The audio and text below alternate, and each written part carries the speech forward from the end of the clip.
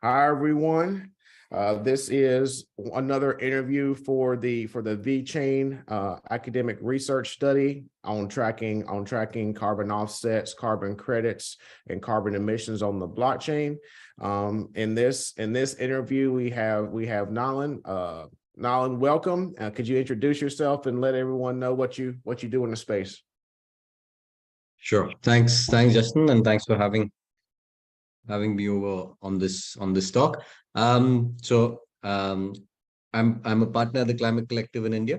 We're a not-for-profit that runs climate tech accelerator programs, largely in the South Asian region so far. So India, Sri Lanka, Maldives, in the past as well in Nepal.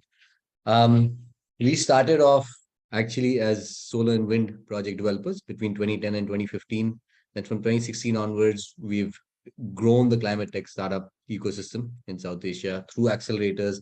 I now oversee a lot of the work we do on the capital side. So we have fundraising platforms, we're setting up a VC fund, all of that. Yeah, and we've supported about 860 climate tech startups. So it has become the largest platform in South Asia. This year, we're going to expand to Southeast Asia as well, and next year to Africa, and the year after to LATAM. So we have a global South ambition after having kind of proven the model and supported startups in South Asia for the last 7 years. So I'll stop here. Excellent. I appreciate that. So in terms of the work that you do, in terms of the work you do and the current technology offerings that are currently in a space, what are some of the shortcomings, or challenges that you've seen? All right, so we work with a wide kind of swath of domains, right? So across clean energy optimization, mobility, carbon tech, plastic waste, climate smart agri, and advanced industry, right? So anything which has either a decarbonization focus or a circular economy focus, or adaptation and resilience focus, all of them are at different stages of maturity as sectors in India, right? So the markets are at different stages of development. Technologies within them are also at different stages of development. And then, so I'm kind of drilling down. So we have sectoral development, we have technology development, and then we have the product level development. So everyone has their own challenges, but broadly, if you look at the general challenges that startups or founders face, and just stop me, Justin, if I'm answering the wrong question, but we want to understand what startups face as challenges, right? In where we work. Yeah. Yep. So one is, of course, typically startups in the space have longer product development cycles and also sales cycles, right? Now, product development cycles being a result of oftentimes these being sometimes hardware or hardware plus software. So digital plus hardware, software. So there's naturally, and this is more true for deep tech startups, and more we are seeing deep tech startups. If your business model innovation is different, but that's one. The other is, as I mentioned, the sales cycle is also longer because the majority of at least the startups we see are B2B, some are B2G, and some are B2C. But B2B sales cycle in general are longer, right? The other thing for the sector as a whole, both founders and investors need to have some understanding of technology, and they need to have some domain expertise. It's not as simple as creating for example, a social an app, a relatively simple thing to do, but of course hard to scale. But you need domain expertise both on the founders and the investors. So that's a general challenge for the ecosystem, But increasingly, we're seeing higher quality entrepreneurs coming into the space. We're seeing more specialized pools of capital being raised on the investment side. So that's a positive. We need much more of it. It goes without saying. There's a little bit much more, as compared to perhaps, some of the other parts of the world, there's a little bit more scarcity of early stage risk capital. So when you're starting out, non-dilutive capital, that's not as available. So that's the other thing that we're trying to solve. Let's see where that goes. Things are changing. So we have, I mean, I will say on the positive side, I think in terms of total startups, India is today #3 in the world. In terms of climate startups, we're #9, I guess. But if you consider Europe as a whole, we're probably #4. So it's green shoots. It's interesting. We're managing to attract more capital and the right kind of entrepreneurs, but much more needs to be done. Okay.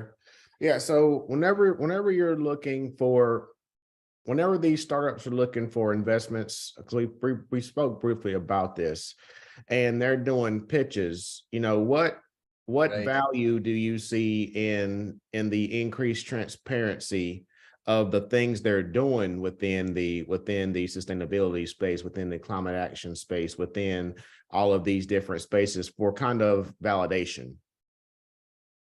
Yeah. I mean, that's a good question. That's, I mean, that it's kind of at the root of what we do when we do evaluation and due diligence, right, of startups. You want to know that the claims that a startup makes can be validated, whether they're technology claims, whether they're business claims, either of those, right? So what do I mean by that? So if it's a new technology and they say this can help improve efficiency by X, we need to validate that, right? How do we validate that? Either we go to a third party validation service, we go to a lab that can certify it, we go to a regulator that can certify it, right? We go to also customers. There's nothing like that, right? That's the best, even before any of this. If the customers tell us that, yes, this technology has helped me save money or it's helped improve my bottom line, that's validation, right? So that's something we focus on very strongly, is customer validation or market validation, right? Something more granular is when we evaluate startups, we want to make sure that the things they're telling us on the business side, their growth rates, their whether it's on revenue, profitability, right, or sorry, or customer conversion, all of those things, that they are genuine, they're valid, right? And this is dynamic data. It gets updated all the time, right? You're growing as a company. So that's the other thing that we want, is the ability to update data on a regular basis, right? So we need transparency and validation of claims that the startups make. We need regular updation of data, and that has to be again revalidated, right? So it's a ongoing and dynamic process. And imagine this happening across hundreds and eventually thousands of complex businesses, right?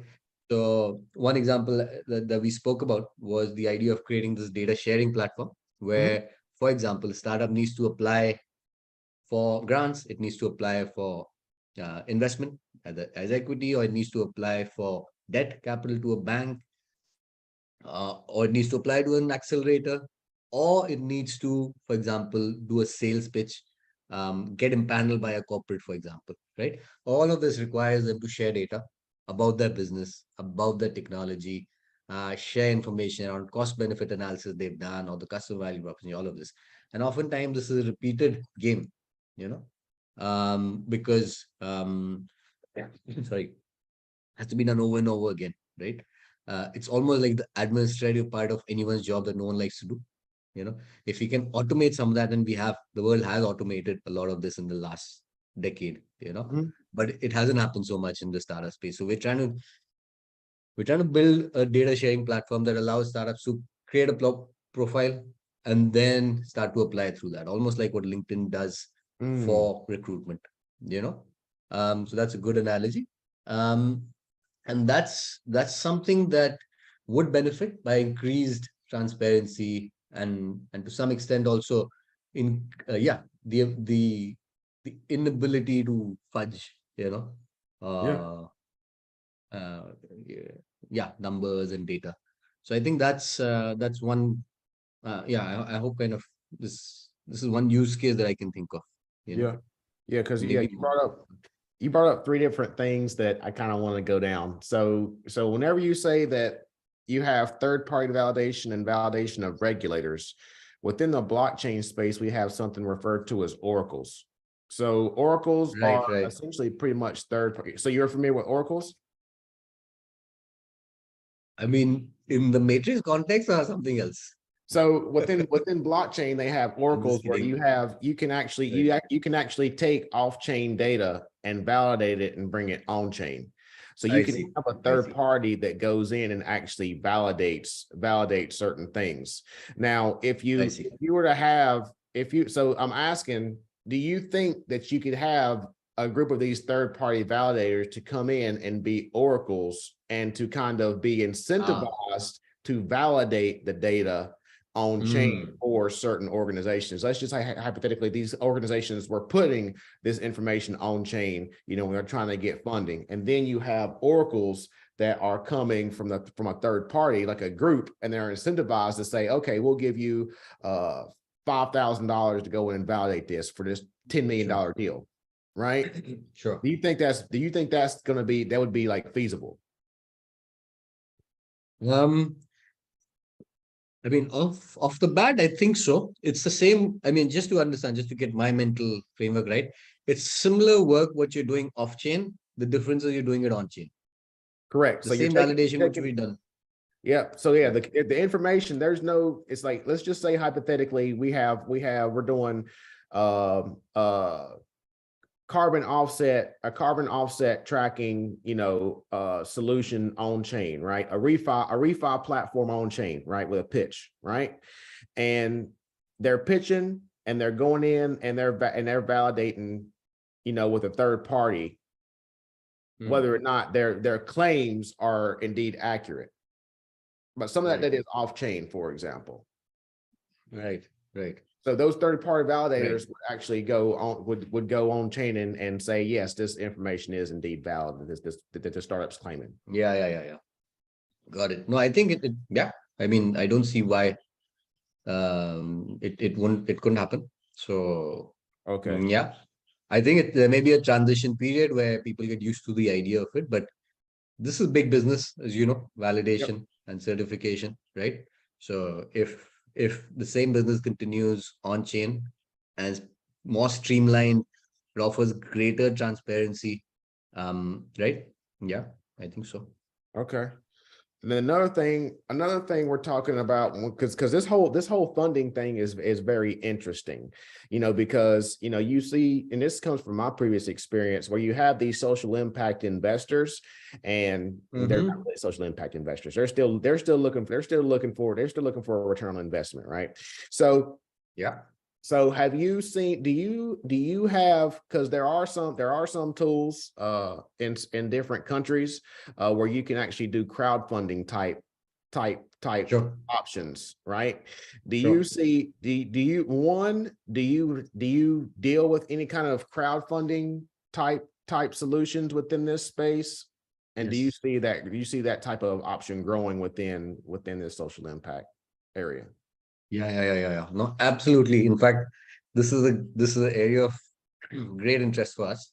We have a platform ourselves where we pool in capital from what we call retail investors, right? So these are Yep. typically salaried people. They could be Yep. angels, etc., who invest much more. They're also interested in investing small amounts. So the equivalent of, let's say, 4,000 US up to 10,000 US. Mm-hmm. No, well, 12,000 US. Yeah.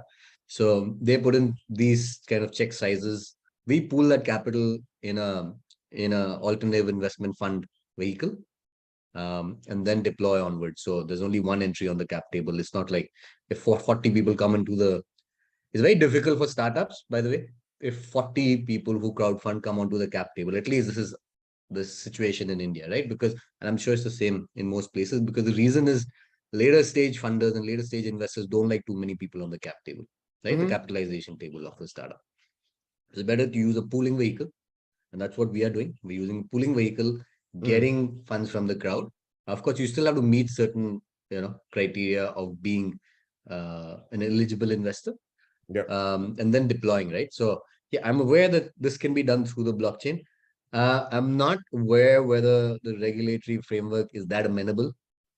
using DAOs or blockchain based cryptos as a way to raise money off, because then the markets regulator will step in if it so I know what's happening, for example, and it may happen elsewhere. There's some jurisdictions which do allow pooling in of capital like this using the blockchain, and once it's pooled, then it can kind of flow into another country, because then it's coming from, let's say, a private limited or a LLP or something. So that's possible. But in India, to kind of summarize, yes, crowdfunding does happen. We pool into a specialized vehicle and deploy into startups. Okay. Not so easy on the blockchain yet. Excellent. So I know we I actually brought up the concept of refi, regenerative finance, and you said that you were familiar with that. Can you share your thoughts on that and talk about whether or not do you think it has any legs in the future? Yeah, I mean, again, it's not something that I've that I've delved into too deeply. However, I do believe that this is an interesting kind of financial mechanism, especially for what we call nature-based projects, right? So whether it's afforestation, right, or it's regenerative agriculture, right? These, I mean, of course, it's being used for several things, and I do know that, for example, DeFi is also used with NFTs, but specifically, sorry, refi, I do believe that NBS, I mean, what we call nature-based solutions, that's the kind of low-hanging fruit here. Again, this is not something that we have seen too many use cases or examples of in India. We are exploring it with some people who are kind of leading the effort in the space in India. But yeah, that's my limited understanding of this. We're currently very much on the traditional finance space. We go to LPs, HNIs, and family offices and all of that. Excellent. So whenever you're talking about, so in terms of family offices, this is an interesting topic too. So when you're talking about family offices, do you see a lot of family offices trying to enter into this space, or or is it more of like an education piece, and then you're trying to talk them into getting into this space? Like which way is it? Yeah, that's a good question. And when you said this space, you are talking about climate, right? Not the blockchain space. Right. Climate. Correct. Yeah. Okay, good. So mixed bag, right? Okay. There's like in everything, you have the progressive guys, you have the early adopters, you have the progressive guys. By and large, there's a huge interest in climate. That's something I can say pretty categorically, right? Now, whether people are actually putting money on the table, that's why I say it's a mixed bag, right? But everyone is interested. So we work with family offices in a number of ways, exactly what you said. So one is on the awareness building, second is on education, and the third is on the actual fundraising. So depending on which kind of stage they are in the learning curve and in the risk appetite, especially because at least in our case, we are playing in the early stage, pre-series A stage, right? So some family offices who do play in the same stage are looking at climate seriously. In fact, for the first fundraise, I think most of our LPs will be Indian domestic family offices and HNIs. So there's sufficient interest here and sufficient capital, I think. And keep in mind, Justin, that there's like in the US and in the EU, there's a similar kind of intergenerational wealth transfer happening, right? The younger generation is oftentimes kind of more aligned. Perhaps I don't want to use that word, but let me anyway. But like values and profit, right? Of course, they're good business stewards, but they want to make sure that they're doing the right things. And oftentimes these guys like the environment as a sector, and climate falls squarely in that. So yeah, mixed bag. definite interest all around. Some people are already acting. Some people are waiting and watching. But most people we speak to say no. No one says no. Short answer. Okay.